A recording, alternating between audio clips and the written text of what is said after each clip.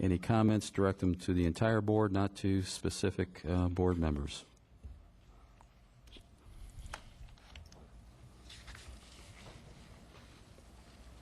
Thank you, Mr. Chairman. Continuing on my theme earlier about responsibility in this county, Mr. Chairman, again, I don't enjoy being here. It's just one of the worst parts of my job was firing managers. I did not enjoy that, but it comes to the point where we think, you know, for the good of the company, we have to do it. I'm going to give you several examples. We already talked about the hardship program, but the administration of Charlotte County Utilities and things related to it, this was the FDEP order, FACAC 895, the agreement with Charlotte County to monitor the water quality in the Alligator Bay area was not done. The MSBU for Spring Lake, who inserted the secret blank check clause that allows CCU to come back 2 years later, 3 years later, and increase the cost on us? This is awful.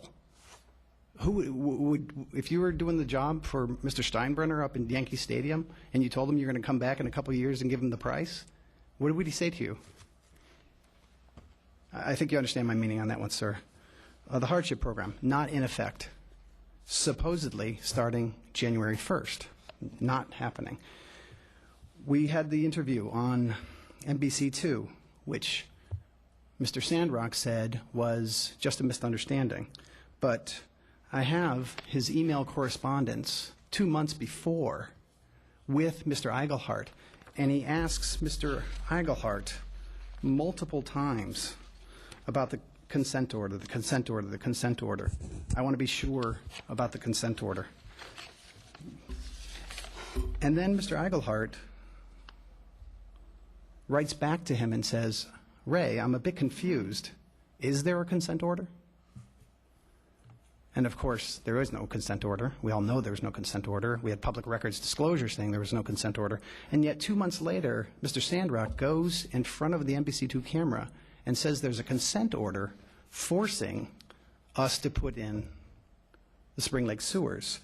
So all of these things combined, it's not a one-off issue. I always told my managers, you get one break. Obviously, you're not going to be stealing or anything like that, but we're liable for what he does, okay? And now we've got the Rotunda 2 lawsuit, which all you know, we have lost.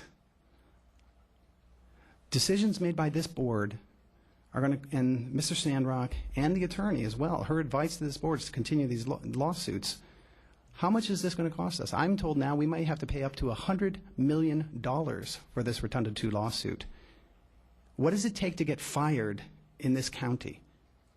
How much incompetence can the taxpayers stand? Okay, so we need a vote to remove Mr. Sandrock from office. Thank you, Mr. Chairman. I appreciate that. Okay, this is citizen input, any subject. Anyone wishing to address the board, please step forward, sign in, state your name. 3 minutes. When you get, when 30 seconds are remaining, the yellow light will come on. And again, please address comments to the entire board, not to specific individuals. What's the definition of an entire board? I mean, I don't want to be right here. State your name for the record, sir. I've registered. State your name for the record. Bill, well, I'm going to that's part of my speech. I'm sorry, sir. Okay. I am Bill Bigelow, a Port Charlotte resident, a county taxpayer, and a member of the board of directors of the Tea Party of Punta Gorda. Today, our organization of about 1,200 members is asking for Ray Sandrock, the county commissioner or administrator, to resign his office, and if he refuses to, we ask the Charlotte County Commission to terminate him for cause. There are multiple reasons why our organization's membership demands Mr. Sandrock exit office, but the preeminent reason is outlined in an extensive email I sent to each commissioner on January 17th.